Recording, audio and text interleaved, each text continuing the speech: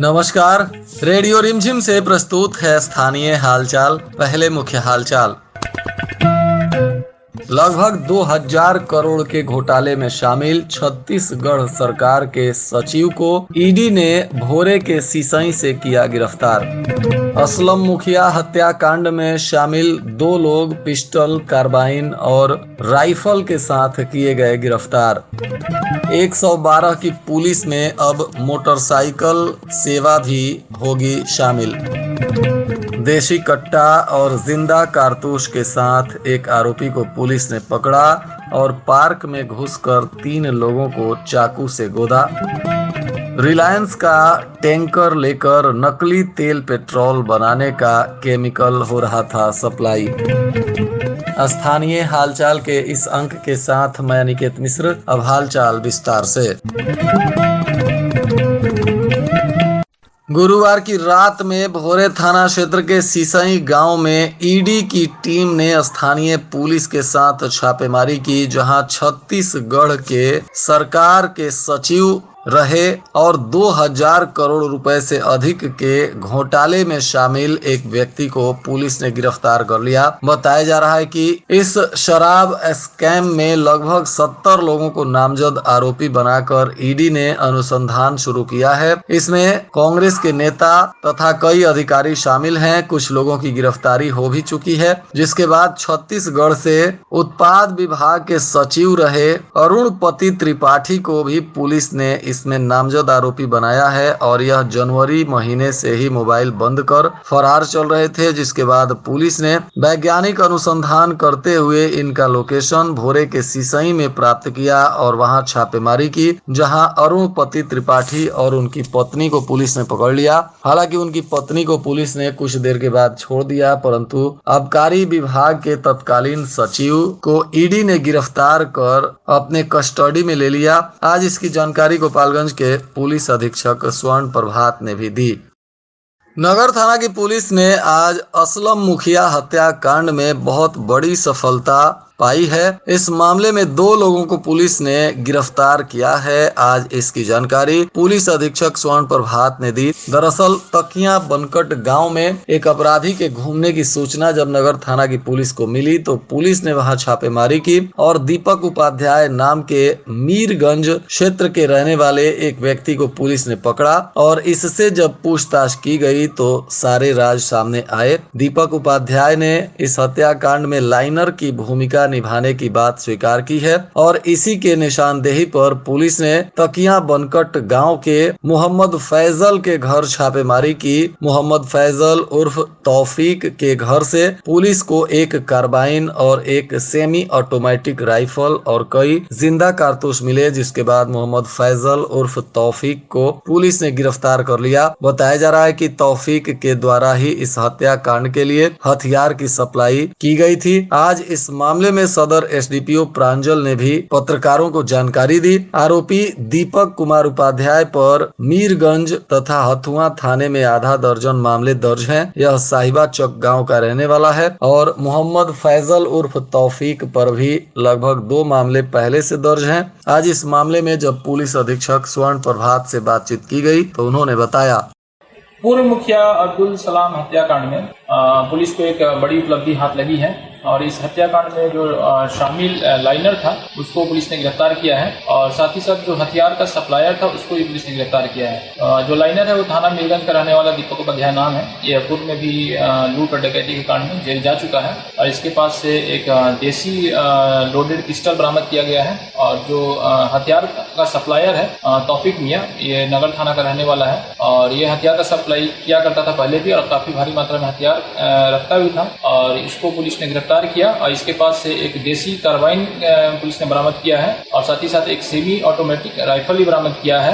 और 23 जिंदा कारतूस भी बरामद किया गया है। इन दोनों लोगों को गिरफ्तार कर माननीय न्यायालय में अग्रसारित किया जा रहा है। सभी हथियार अवैध हैं? ये सभी हथियार अवैध हैं। जैसा मैंने बताया कि एक जो कार्बाइन बरामद की गई है और एक सेमी ऑटोमेटिक राइफल बरामद किया गया है, साथ ही 23 जिंदा कारतूस और एक विदेशी पिस्टल भी बरामद किया गया है। ये सभी हथियार अवैध है और तौफीक ने हथियार का सप्लाई किया करता था और इस कांड में भी इसने ये हथियार का सप्लाई किया है। और इसमें जो लाइनर का काम किया है दीपक उपाध्याय, इसके पास से भी हम लोगों ने हथियार बरामद किया है और पूर्व में ये बड़ा अपराध की घटनाओं में शामिल रहा है।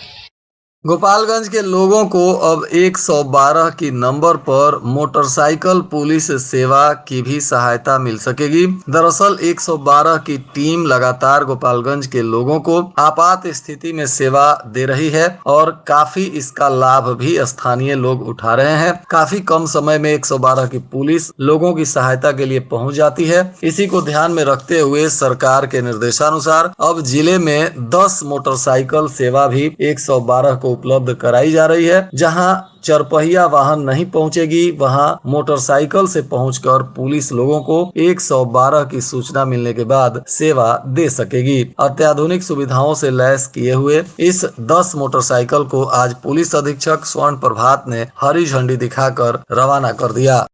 इधर कुचायकोट थाना की पुलिस ने मठिया हरदो गांव में छापेमारी की, जहां देशी कट्टा और जिंदा कारतूस के साथ रिशु सिंह नाम के एक व्यक्ति को गिरफ्तार किया गया है, जो इसी गांव के सुभाष सिंह का पुत्र है। आरोपी पर बिशंभरपुर और कुचायकोट थाने में पहले से भी 3 केस दर्ज हैं, जिनमें पुलिस इसको ढूंढ रही थी।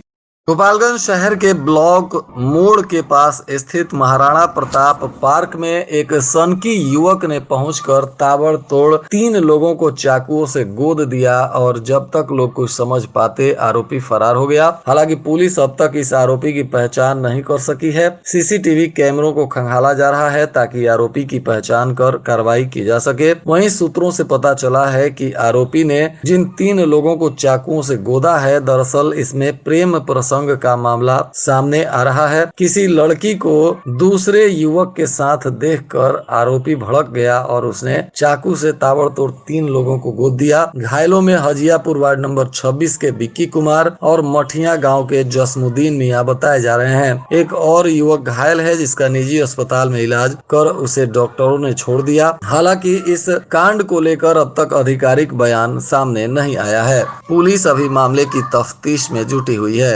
कुचायकोट थाना की पुलिस ने बोलथरी चेक पोस्ट पर वाहन जांच करते हुए रिलायंस लिखा हुआ एक तेल टैंकर को पकड़ लिया, जिसके अंदर नकली पेट्रोल डीजल बनाने वाला केमिकल लेकर बिहार में सप्लाई के लिए जाया जा रहा था। बताया जा रहा है कि इस सॉल्वेट को रिलायंस के नाम से बिहार में सप्लाई करना था। हालांकि रिलायंस कंपनी से इसका कोई लेना देना नहीं है। इसके सभी दस्तावेजों की पुलिस ने जांच की है। इसमें रिलायंस का कोई मामला सामने नहीं आया है। पुलिस ने टैंकर को पकड़ा है और इसके साथ पकड़े गए आरोपी से पुलिस पूछताछ कर रही है। खैर उत्पाद पुलिस ने गुप्त सूचना के आधार पर कुचायकोट क्षेत्र के एक व्यक्ति को 47 लीटर से अधिक शराब के साथ गिरफ्तार किया। आरोपी का नाम प्रिंस कुमार बताया जा रहा है।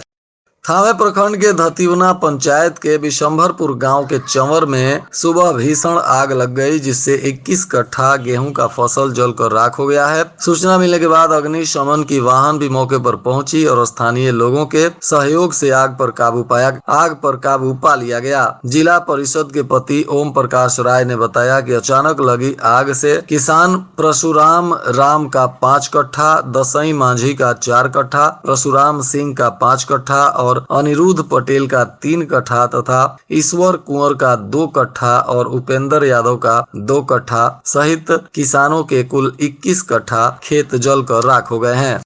थावे पुलिस ने इधर थावे गोलंबर चौक से भी एक आरोपी को गिरफ्तार किया, जो एक डेरवा गांव का अंजन कुमार बताया जा रहा है। यह भी यहां शराब के नशे में हंगामा कर रहा था।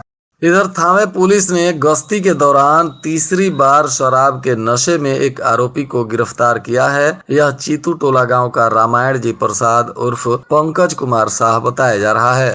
कटिया थाना की पुलिस ने लोहटी चरमोहानी के पास वाहन जांच करते हुए 36 लीटर देशी विदेशी शराब के साथ एक आरोपी को गिरफ्तार किया है, जो कंचनपुर गांव का दीपक प्रसाद है। पुलिस ने इसे पूछताछ के बाद न्यायिक हिरासत में भेज दिया।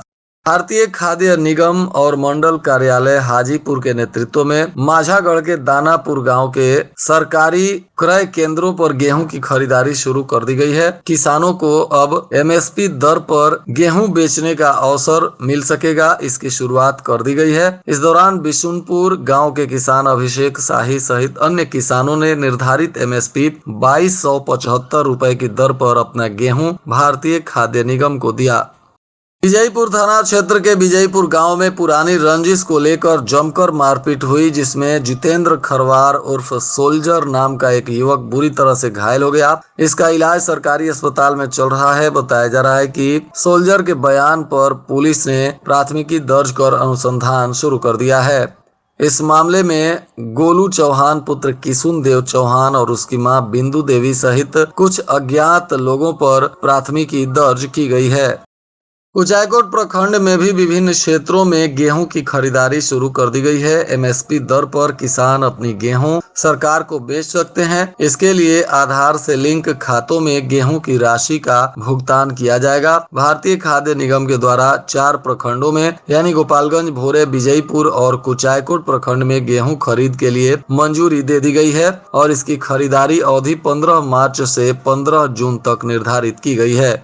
वरिष्ठ पत्रकार अखिलानंद मिश्र के पुत्र कुमार सत्यम का आईआईटी खड़गपुर में एलएलएम कोर्स के लिए चयन हुआ है, जिसको लेकर उनके जानने वालों ने उन्हें बधाई और शुभकामनाएं दी। इस दौरान वरिष्ठ पत्रकार अखिलानंद मिश्रा ने कहा कि कुमार सत्यम पढ़ने में काफी मेधावी पहले से ही रहे हैं और उन्होंने देहरादून केवीए से अपनी शुरुआती पढ़ाई की है और एलएलबी उन्होंने केंद्रीय विश्वविद्यालय से किया है और अब आईआईटी खड़गपुर के Gandhi school of intellectual property law में 2 वर्षीय कोर्स यानी एलएलएम के लिए इनका चयन हो गया है। इनके सगे संबंधियों में खुशी की लहर दौड़ गई है।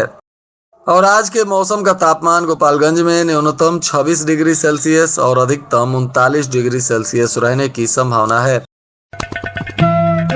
अंत में मुख्य हालचाल एक बार फिर। लगभग 2000 करोड़ के घोटाले में शामिल छत्तीसगढ़ सरकार के सचिव को ईडी ने भोरे के सिसई से किया गिरफ्तार। असलम मुखिया हत्याकांड में शामिल 2 लोग पिस्टल, कार्बाइन और राइफल के साथ किए गए गिरफ्तार। 112 की पुलिस में अब मोटरसाइकिल सेवा भी होगी शामिल। देशी कट्टा और जिंदा कारतूस के साथ एक आरोपी को पुलिस ने पकड़ा और पार्क में घुसकर 3 लोगों को चाकू से गोदा। रिलायंस का टैंकर लेकर नकली तेल पेट्रोल बनाने का केमिकल हो रहा था सप्लाई। इसके साथ ही रेडियो रिमझिम से प्रसारित स्थानीय हालचाल का यह अंक समाप्त हुआ। नमस्कार।